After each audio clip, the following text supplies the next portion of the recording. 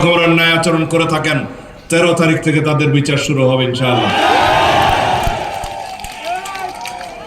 আস্তে আস্তে আপনারা দয়া করে স্লোগান দিবেন না, সময় খুব কম। আপনারা এই কক্সবাজার চট্টগ্রাম মহাসড়ক 6 লেনে উন্নতি হোক সেটা চান ইনশাআল্লাহ। 13 তারিখ থেকে পরিকল্পনা শুরু হবে। আপনারা চান মহেশখালী মাতারবাড়ি সমুদ্র বন্দর থেকে এই আমাদের যে চকরিয়া বদরখালী পর্যন্ত সড়ক আছে মহেশখালী পর্যন্ত সেটা 4 লেনে উন্নীত হোক, হবে ইনশাআল্লাহ।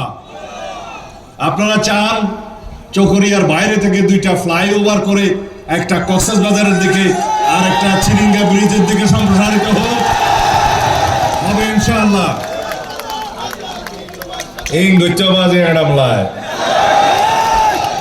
মরুথুয়ালায় সরকার লাই ক্ষমতা লাই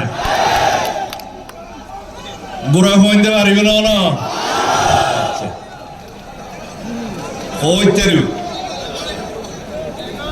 ঈদমনি থেকে পেকুয়া বাঁশখালী পটিয়া আনোয়ারা পর্যন্ত টানেল পর্যন্ত কর্ণফুলী ব্রিজ পর্যন্ত 4 লেনে উন্নীত হোক সেটা চান, নইলে হইবে দেখে করগানো হয়।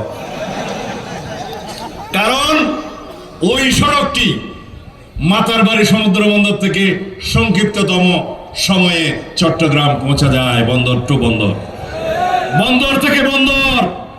সেই বন্দরের পরিকল্পনা আমার বাসায় বসে হয়েছিল। সরকার 14 কোটি টাকা ব্যয়ে 2001 সালের বিএনপি সরকার সমীক্ষা পরিচালনা করে জরিপ কার্য শেষ করে স্থান নির্ধারণ করে তারপরে আমরা বিদায় নিলাম। তখন থেকেই মহেশখালী সেতু নির্মাণ সমাপ্ত করে পেকুয়ার উপর দিয়ে সেই বাঁশখালী আনোয়ারা পটিয়া সড়কটা করেছি। আজকে বন্দরের জিনিসপত্র যেতে পারে।